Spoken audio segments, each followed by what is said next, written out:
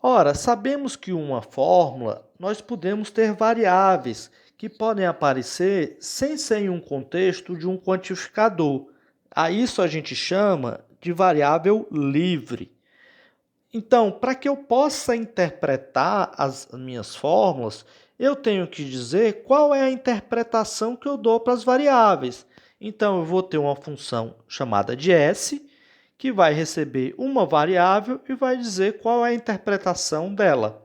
Ou seja, uma função do conjunto V das variáveis no conjunto universo de I.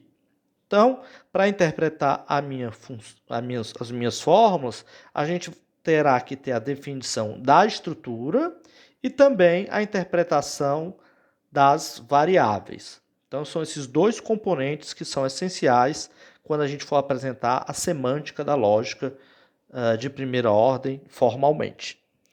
Uma outra definição que a gente precisa é a noção de quando eu tenho uma função S, ou seja, uma função que mapeia as variáveis no universo do meu discurso, mas eu vou substituir o valor dessa variável, se ele for x, por d.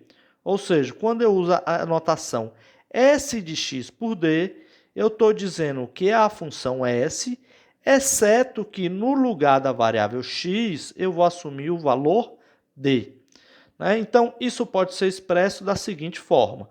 Ora, S de x por d, se eu passar uma variável y, eu vou perguntar, se x for igual a y, eu retorno d. Agora, se eles forem diferentes, eu retorno quem? S de y. Tá? Por que isso aqui é importante? Porque quando a gente for definir a nossa semântica dos quantificadores, a gente precisa dessa noção para fazer as substituições das variáveis por elementos do meu domínio. Lembrando, os elementos do meu domínio não aparecem nas fórmulas, então eu não posso substituir ele nas fórmulas, porque eles não pertencem à linguagem. No nosso exemplo dos naturais, a gente pode ter, por exemplo, uma variável i qualquer sendo mapeado no seu elemento i. Tá? Então, aqui é um exemplo de uma função que recebe uma variável i e retorna o índice dela. No caso, S de V0 retorna o 0, o S de V1 retorna 1, tá? O S de V2 retorna 2. Tá? E aí eu tenho a nossa noção agora de substituição, né? Ou seja, a noção de, numa função S, fazer a substituição de uma variável por um elemento.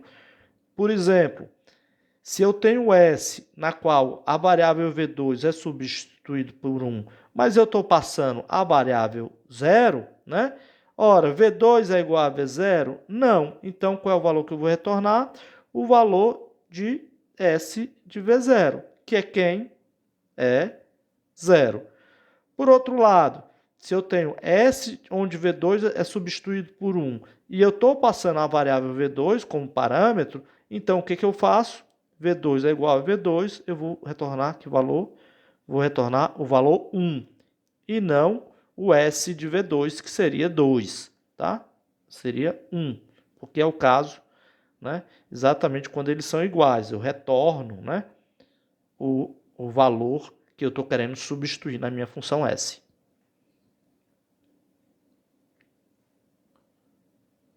Bem, nas nossas fórmulas, a gente tem o conceito de termos, né? Ou seja, eu construo a partir dos meus símbolos funcionais, eu construo os termos, né? Como, por exemplo, C é um símbolo constante e eu posso aplicar um símbolo funcional em cima dele, né? Posso aplicar uma outra função em cima dele. A isso a gente deu o nome de termo, ou seja, T de sigma, né? Então, para que eu possa interpretar esses termos, eu vou definir recursivamente a minha função S barra, tá? A S barra vai receber um termo e vai retornar o indivíduo que esse termo todo designa.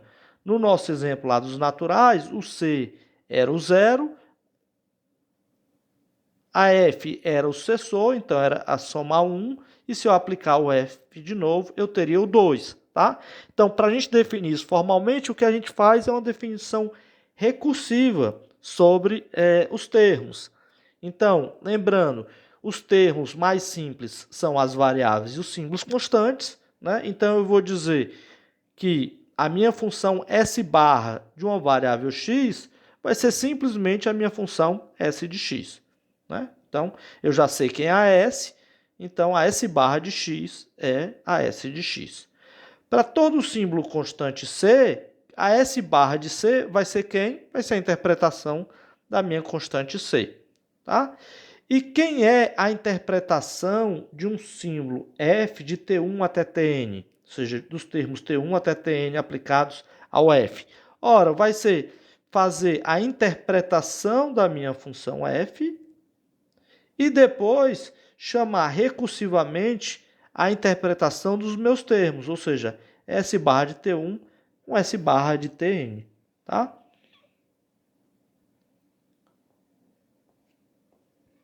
Então, nos números naturais, né, a gente tinha lá o termo C, né, ou seja, a constante C. Para eu saber que indivíduo é designado pelo C, eu uso o meu caso base, né, que diz que a interpretação de um termo que é uma constante é a interpretação daquela constante. No caso dos nossos exemplos naturais, era quem? Era o zero. Ora, agora se eu quero saber qual é a interpretação do f de C, ora, para eu saber isso, eu vou perguntar qual é a interpretação da minha função f aplicado agora à interpretação recursivamente do S barra de C. Ora, S barra de C, né, eu sei que é o zero. E a minha função f de n é a função que soma 1, ou seja, a função sucessor. Então, f de c é zero, isso vai ser 0 mais 1, que é igual a 1. Notem que a gente está construindo os valores de forma recursiva. Se eu quisesse, por exemplo, saber quem é S barra de f de C. Ora, para eu saber isso aqui, eu tenho que interpretar o f e chamar recursivamente a minha função de S barra de quem? De f de C.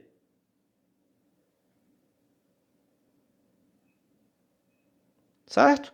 Que isso aqui eu sei que é quem?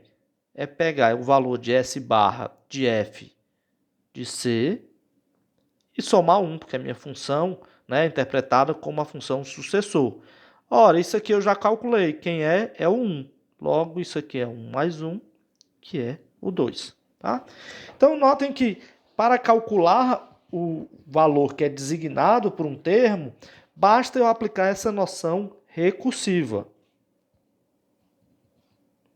Bem, agora que a gente definiu, né, o que é a nossa estrutura e a gente definiu como interpretar as variáveis, a gente pode usar a noção agora de satisfatibilidade. A gente vai usar a notação da seguinte forma. A gente vai dizer que uma estrutura I satisfaz uma fórmula φ com S, escrevendo esse símbolo, que é o turnstile, né, aquele símbolo de raciocínio que a gente está usando, só que agora eu vou indexar ele pela minha estrutura e a minha função S.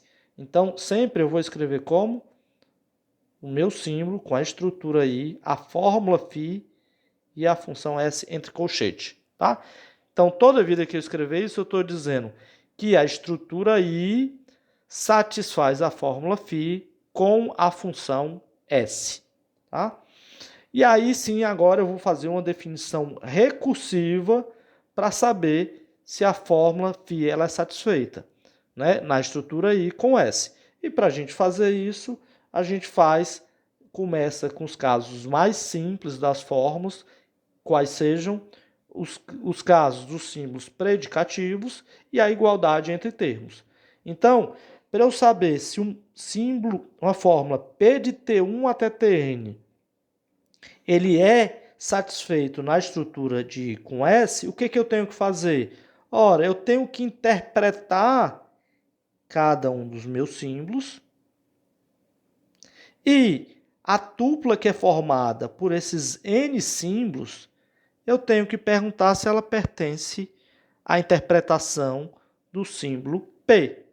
Tá? Ou seja, eu pergunto, os termos que são designados, os indivíduos que são designados por T1 até Tn, essa relação, essa tupla, ela pertence à interpretação do meu símbolo predicativo? Então, é esse o exemplo que a gente fez, né? Se a gente pegar aquele nosso exemplo dos Zeus, Aristóteles, né? Eu perguntei lá, ó, H de S. Quem é S? Quem é a interpretação de S?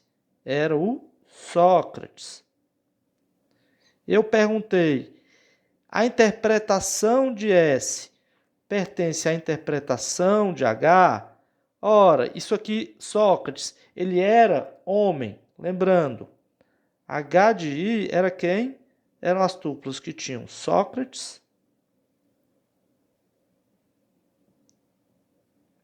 e Aristóteles.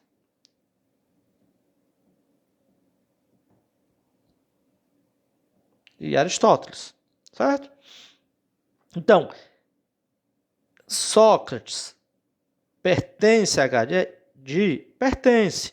Então, eu digo que aquela estrutura I e uma função S satisfaz a nossa fórmula. Eu posso perguntar também se dois termos são iguais, ou seja, se a interpretação dos dois termos eles são iguais. Notem que aqui é a igualdade lógica e aqui é a igualdade de indivíduos, né? Aqui é um símbolo da linguagem lógica e aqui é a igualdade entre objetos, tá? Na metalinguagem. Bem, eu tenho também os operadores, os conectivos unários e os conectivos binários, né, que aparecem na linguagem da lógica de primeira ordem. Então, quando é que eu digo que uma fórmula não φ é satisfeita na estrutura I com S? Quando acontece de não ser φ satisfeito com I com S. Tá? Então, eu posso escrever se não.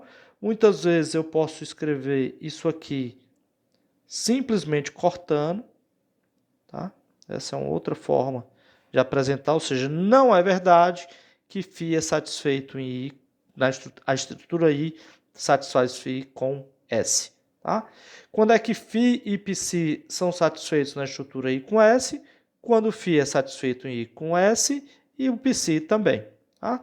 Os outros conectivos são semelhantes ao que a gente viu na lógica proposicional. A novidade, né, são os quantificadores, ou seja, o existe ao x φ e o para todo x φ. Aqui é que a gente vai usar aquela nossa definição recursiva, né, a partir da nossa função S. Né? Aqui eu estou dizendo o quê? Ó? Existe um indivíduo, ou seja, existe um elemento no meu domínio que tem a propriedade de que satisfazer a fórmula φ, né, com a estrutura I. Agora, aonde tem a variável x, eu vou substituir ela por D, certo? Então, quando eu digo que existe x φ é satisfeito pela estrutura I com S, significa dizer que existe um elemento do meu domínio, tal que φ é satisfeito em I, onde a minha função S, eu vou substituir o x por D. Professor, por que eu não posso substituir sintaticamente onde aparece o x pelo t? Eu não posso fazer isso porque lembrem que o D, né, aqui o Dzinho, ele não pertence à minha linguagem. O D não é um símbolo, ele é um símbolo, ele é um valor da interpretação. Portanto, eu não posso fazer isso, tá? Por outro lado, né, se eu quiser mostrar que para todo indivíduo x, φ é satisfeito em I com S, o que eu tenho que fazer? Eu tenho que pegar todos os elementos do meu domínio e mostrar que φ é satisfeito em I, onde a minha função S vai ser substituído x por D. Tá? Então, essa aqui é a nossa semântica, né, definida de forma recursiva. Tá? 1 e 2 são os casos mais simples, o caso básico, como a gente viu lá na definição da linguagem, e os outros casos são os chamados casos indutivos. Tá?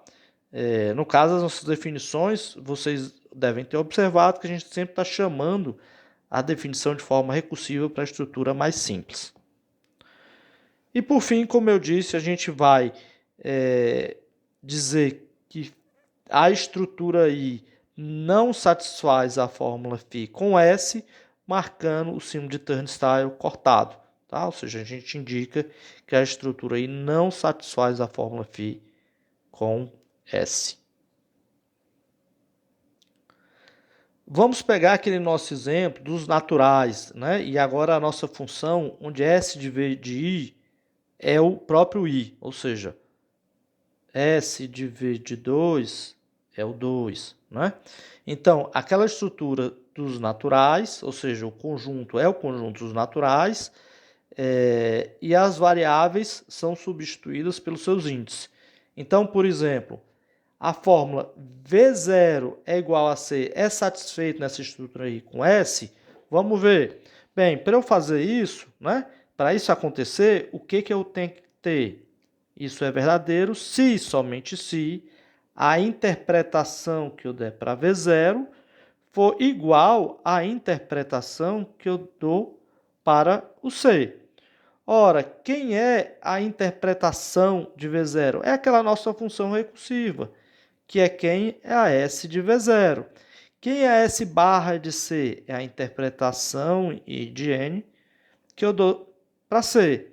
Ora, quem é S de V0, pela definição, é o zero. Quem é o C, pela interpretação de I de N, é quem é o zero. Zero é igual a zero? É. Portanto, a fórmula V de zero é igual a C, ela é satisfeita nessa estrutura aí com essa função S que eu passei aqui.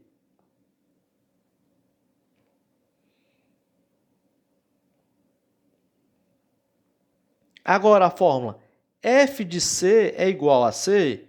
Ora, para eu saber se f de C é igual a C, o que eu tenho que fazer? Eu tenho que chamar a interpretação de f de C e perguntar se essa interpretação ela é igual a f de C. No caso, eu quero mostrar que não é, ou seja, que ele é diferente.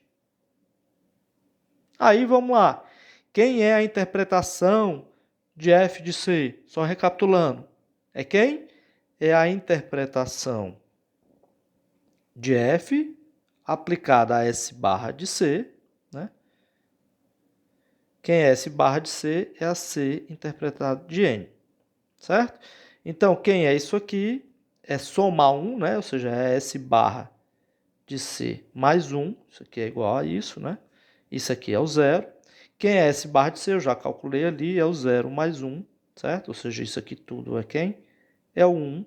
E eu tenho que 1 é diferente de 0. Logo, essas duas coisas são diferentes. Esse aqui designou o 1 e esse aqui designou o 0. Logo, eles são diferentes. Portanto, f de C é igual a C não é satisfeito nessa estrutura aí com essa função S.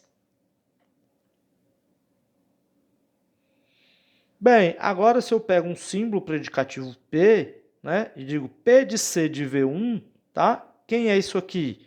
Ora, eu tenho que saber qual é a interpretação de C, eu tenho que saber qual é a interpretação de V1, e eu pergunto, esse par da interpretação de C com a interpretação de V1, ele pertence à interpretação de P de I? Ora, quem é S barra de C, pessoal? Isso a gente já calculou. É quem? É o 0. Quem é o V barra de V1? É o S de V1. Quem é o S de V1? É o 1. 0 e 1 é menor. 0 e 1, né? Ele pertence ao P de IN?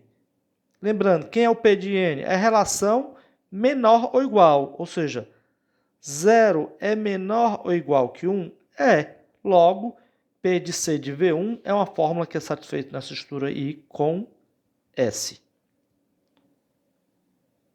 Tá? Ou seja, ele pertence porque 0 é menor ou igual que 1.